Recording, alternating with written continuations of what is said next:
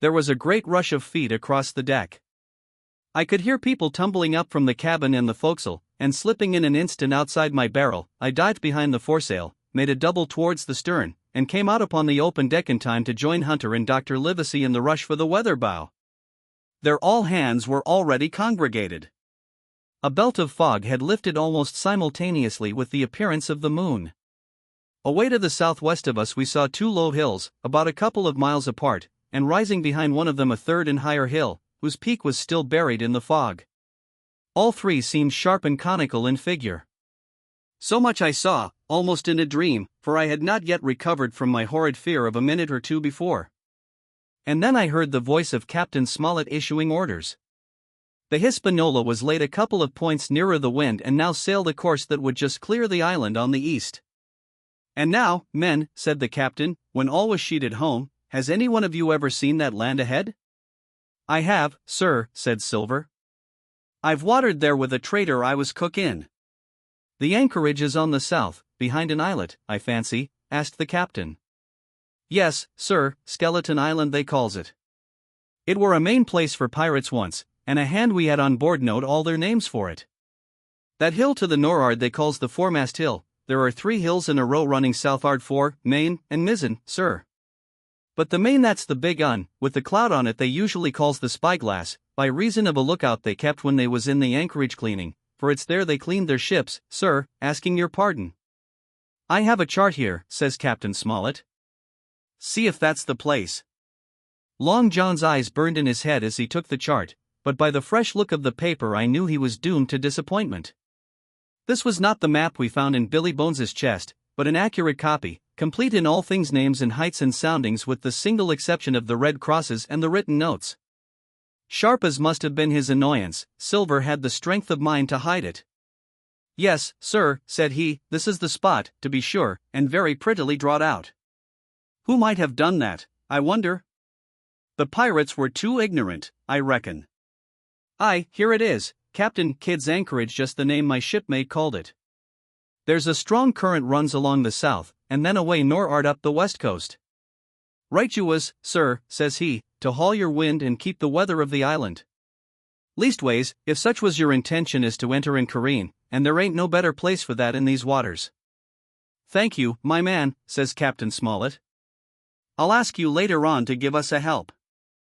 You may go." I was surprised at the coolness with which John avowed his knowledge of the island, and I own I was half frightened when I saw him drawing nearer to myself.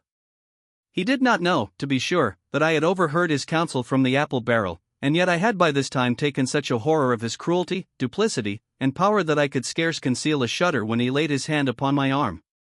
"Ah," says he, "this here is a sweet spot, this island a sweet spot for a lad to get ashore on. You'll bathe, and you'll climb trees, and you'll hunt goats, you will, and you'll get aloft on them hills like a goat yourself. Why, it makes me young again. I was going to forget my timber leg, I was. It's a pleasant thing to be young and have 10 toes, and you may lay to that. When you want to go a bit of exploring, you just ask old John, and he'll put up a snack for you to take along." And clapping me in the friendliest way upon the shoulder, he hobbled off forward and went below. Captain Smollett, the squire, and Dr. Livesey were talking together on the quarterdeck, and anxious as I was to tell them my story, I durst not interrupt them openly. While I was still casting about in my thoughts to find some probable excuse, Dr. Livesey called me to his side. He had left his pipe below, and being a slave to tobacco, had meant that I should fetch it, but as soon as I was near enough to speak and not to be overheard, I broke immediately. "Doctor, let me speak. Get the captain and squire down to the cabin, and then make some pretense to send for me. I have terrible news." The doctor changed countenance a little, but next moment he was master of himself. "Thank you, Jim," said he quite loudly, "that was all I wanted to know," as if he had asked me a question. And with that he turned on his heel and rejoined the other two. They spoke together for a little, and though none of them started, or raised his voice, or so much as whistled, it was plain enough that Dr. Livesey had communicated my request, for the next thing that I heard was the captain giving an order to Job Anderson, and all hands were piped on deck. "My lads," said Captain Smollett, "I've a word to say to you. This land that we have sighted is the place we have been sailing for. Mr. Trelawney, being a very open-handed gentleman, as we all know, has just asked me a word or two, and as I was able to tell him that every man on board had done his duty, alow and aloft, as I never asked to see it done better, why, he and I and the doctor are going below to the cabin to drink your health and luck, and you'll have grog served out for you to drink our health and luck. I'll tell you what I think of this, I think it handsome. And if you think as I do, you'll give a good sea cheer for the gentleman that does it. The cheer followed that was a matter of course, but it rang out so full and hearty that I confess I could hardly believe these same men were plotting for our blood. One more cheer for Captain Smollett, cried Long John when the first had subsided. And this also was given with a will. On the top of that the three gentlemen went below, and not long after, word was sent forward that Jim Hawkins was wanted in the cabin. I found them all three seated round the table, a bottle of Spanish wine and some raisins before them, and the doctor smoking away, with his wig on his lap, and that, I knew, was a sign that he was agitated. The stern window was open, for it was a warm night, and you could see the moon shining behind on the ship's wake. "Now, Hawkins," said the squire, "you have something to say. Speak up." I did as I was bid, and as short as I could make it, told the whole details of Silver's conversation. Nobody interrupted me till I was done, nor did any one of the three of them make so much as a movement, but they kept their eyes upon my face from first to last. "Jim," said Dr. Livesey, "take a seat." And they made me sit down at table beside them, poured me out a glass of wine, filled my hands with raisins, and all three, one after the other, and each with a bow, drank my good health, and their service to me, for my luck and courage.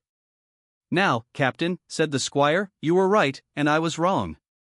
I own myself an ass, and I await your orders." "No more an ass than I, sir," returned the captain. I never heard of a crew that meant to mutiny but what showed signs before, for any man that had an eye in his head to see the mischief and take steps according. "But this crew," he added, "beats me." "Captain," said the doctor, "with your permission, that's Silver. A very remarkable man."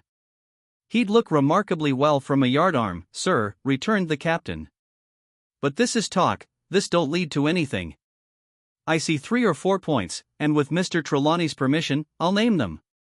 "You, sir, are the captain. It is for you to speak," says Mr. Trelawney grandly. "First point," began Mr. Smollett. "We must go on, because we can't turn back. If I gave the word to go about, they would rise at once. Second point, we have time before us at least until this treasure's found. Third point, there are faithful hands. Now, sir, it's got to come to blows sooner or later, and what I propose is to take time by the forelock, as the saying is, and come to blows some fine day when they least expect it. We can count, I take it, on your own home servants, Mr. Trelawney?" "As upon myself," declared the squire. "3, reckoned the captain, ourselves make 7, counting Hawkins here. Now, about the honest hands?" "Most likely Trelawney's own men," said the doctor, "those he had picked up for himself before he lit on Silver." "Nay," replied the squire. "Hans was one of mine." "I did think I could have trusted Hans," added the captain. "And to think that they're all Englishmen," broke out the squire. "Sir, I could find it in my heart to blow the ship up." "Well, gentlemen," said the captain, "the best that I can say is not much. We must lay to, if you please, and keep a bright lookout. It's trying on a man, I know. It would be pleasanter to come to blows. But there's no help for it till we know our men. Lay to, and whistle for a wind, that's my view. Jim here," said the doctor, "can help us more than anyone. The men are not shy with him, and Jim is a noticing lad.